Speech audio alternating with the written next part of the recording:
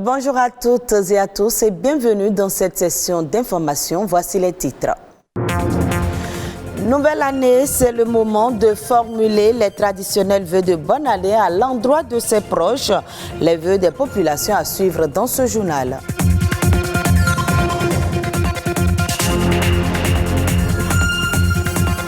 La communauté internationale célèbre ce 4 janvier la journée mondiale du braille, une occasion pour rappeler que l'action pour plus d'égalité, d'accessibilité et d'autonomie pour les personnes défiant sciences visuelles doit être plus que jamais poursuivie.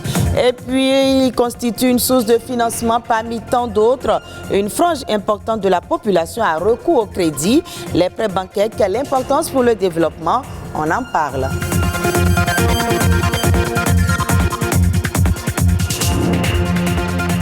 Début d'année, c'est le moment de souhaiter le meilleur pour les 12 prochains mois.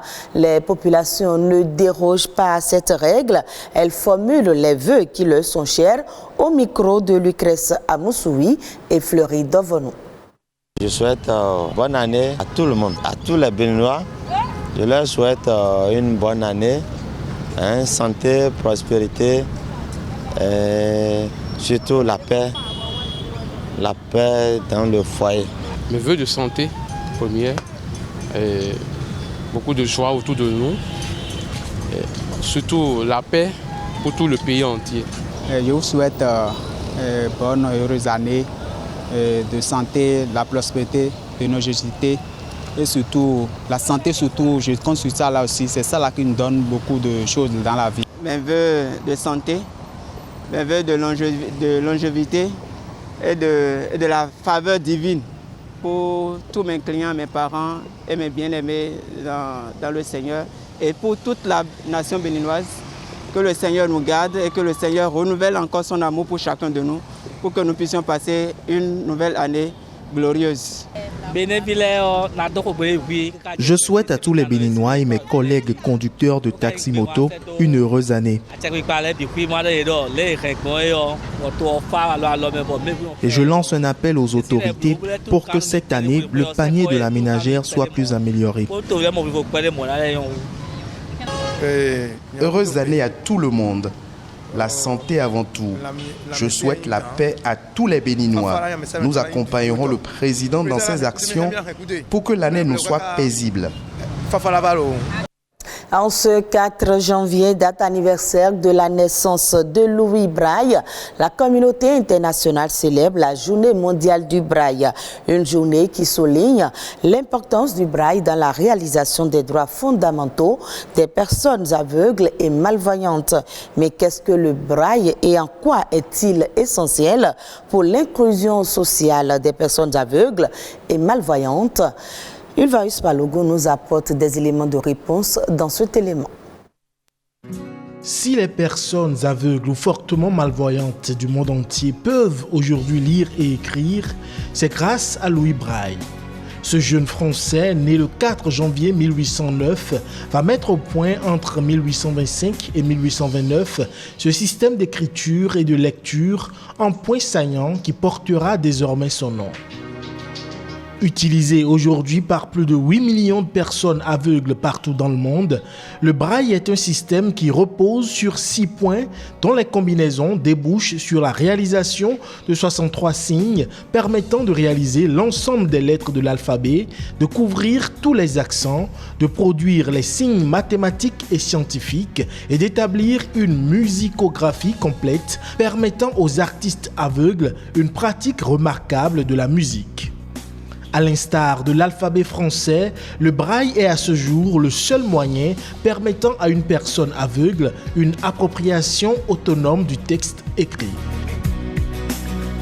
La forme des signes est particulièrement adaptée à la pulpe de l'index, ce qui permet ainsi une lecture rapide. Mieux, son principe binaire le rend parfaitement compatible avec les systèmes informatiques, ce qui a permis en 2016 la création d'une tablette en braille.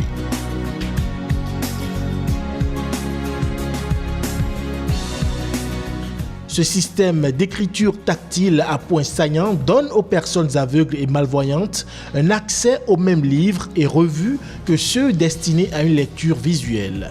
Et même si à ce jour encore trop peu de livres sont accessibles en braille, il est essentiel en termes d'accès à l'éducation, à la liberté d'expression et d'opinion, ainsi qu'à l'inclusion sociale. D'ailleurs, la pandémie de la Covid-19 a révélé à quel point il est vital de produire des contenus en braille ou en format audio pour les personnes aveugles ou malvoyantes afin de leur éviter d'être exposées à un risque de contamination parce que n'ayant pas accès aux directives et aux précautions destinées à protéger la population. Le braille continue encore et certainement pour longtemps d'être le support privilégié des aveugles, un moyen indispensable à l'acquisition des connaissances. Outre leurs fonds propres, les opérateurs économiques font souvent recours au crédit pour financer les entreprises. Et du fait de la forte demande, les banques ou encore les microfinances s'adaptent au fur et à mesure en proposant des produits correspondant aux besoins de la population. Vous est-il déjà arrivé de vous interroger sur l'impact probable du crédit bancaire sur le développement économique? Découvrons la réponse dans ce reportage de Alessandra Diotan. Le crédit bancaire est au cœur du fonctionnement de l'économie. Le crédit est une avance de fonds octroyée par un organisme financier aux personnes physiques ou morales qui ont un projet ou des besoins à financer. Prêt scolaire, crédit à la consommation, à l'investissement, il y en existe de plusieurs sortes selon le besoin auquel il s'adapte. La mise en place du crédit fait intervenir en principal deux acteurs, à savoir la banque et le demandeur, mais il a une répercussion directe sur le développement économique. On a parlé par exemple tout à l'heure de crédit d'investissement.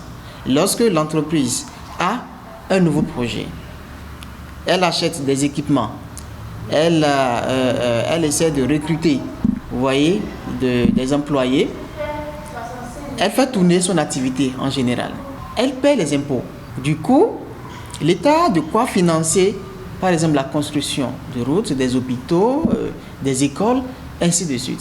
Les conditions à l'octroi varient d'un établissement financier à un autre, mais reposent sur des critères communs. Pour qu'un crédit bancaire soit accordé à une entreprise, premièrement, il faut étudier le besoin de l'entreprise, voir si, en accordant ce crédit à l'entreprise, est-ce qu'elle est capable de rembourser? Karim Madido, jeune opérateur économique, fait partie de ceux qui ont vu leurs affaires prospérer grâce au crédit. Mon premier crédit, je l'avais fait en 2010, suite à un marché public. Il faut dire, bon, quand si on se met la pression sur soi, on arrive à rembourser les crédits. Une pression qui fait défaut chez plusieurs. En témoignent des cas d'échecs observés dans la société. Les gens prennent le crédit, tout de suite on va s'acheter une maison, on va s'acheter un lopin de terre, mais au bout du rouleau, c'est le gaffe. On tombe du gouffre, la banque vous poursuit, c'est des saisies par-ci, saisies par-là.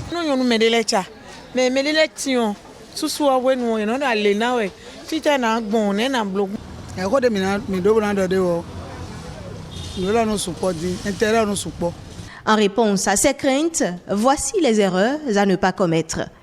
Allez demander un crédit, c'est parce que vous avez un objectif à atteindre. Vous voulez financer, vous voulez mettre l'argent dans une activité. Cette activité va produire donc des marges bénéficiaires. Et c'est dans ça qu'il faut payer les intérêts et toutes les charges qui sont liées au crédit. Non seulement à ça, il y a des fonctionnements internes de l'entreprise. Mais si la banque fixe un taux d'intérêt assez élevé, qui va vraiment vous empêcher de répondre aux autres charges, ce n'est plus rentable. Il va falloir que les opérateurs économiques essayent donc de faire ce calcul interne. Ne pas aller prendre des crédits parce qu'on veut de l'argent à chaud. Et en ce qui concerne les aspects à améliorer par les établissements financiers, le taux d'intérêt. Il va falloir aussi que les banques accélèrent le processus.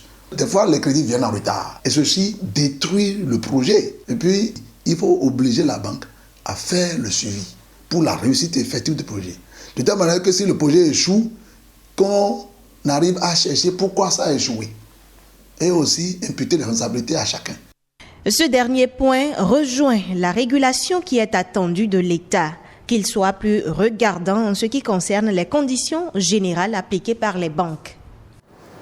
Suivons à présent la Nation en bref, réalisée et présentée par Uvaïus Balogun.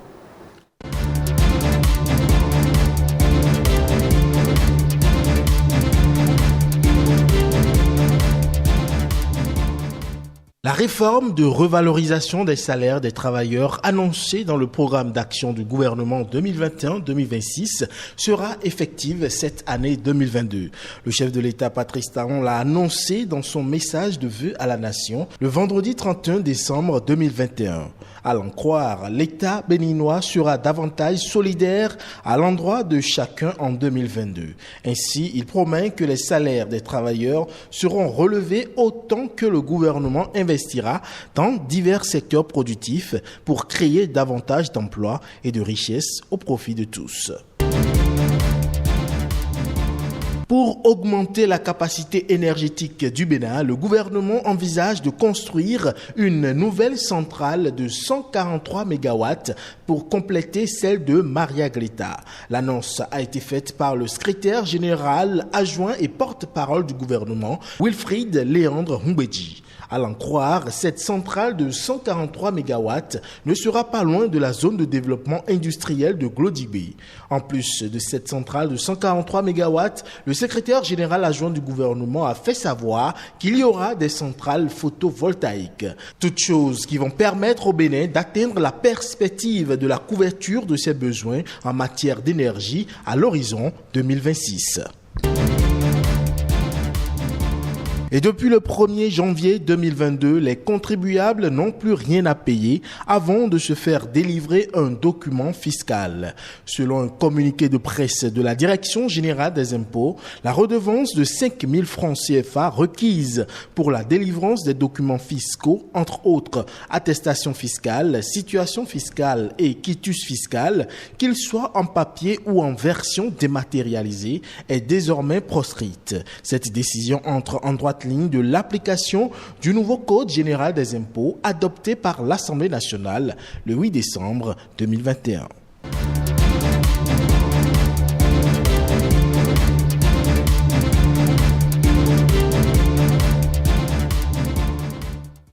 Hors du Bénin, le Cameroun emprunte près de 55 milliards de francs CFA à la Banque islamique de développement pour l'importation des produits pétroliers. Au terme d'un incendie survenu en mai 2019, la Sonara a perdu une bonne partie de ses équipements de raffinage, ce qui contraint le pays depuis cette date à importer les produits pétroliers finis consommés sur son territoire. Ce mode d'approvisionnement qui se fait trimestriellement par appel d'offres en direction de traders internationaux est plutôt bénéfique dans la mesure où il permet de réaliser des économies substantielles. Selon les chiffres du ministère de l'Eau et de l'Énergie, les gains générés par le biais de ce mécanisme entre juin 2019 et juin 2020 ont été de 150 milliards de francs CFA, soit 25 milliards de francs CFA en moyenne par trimestre.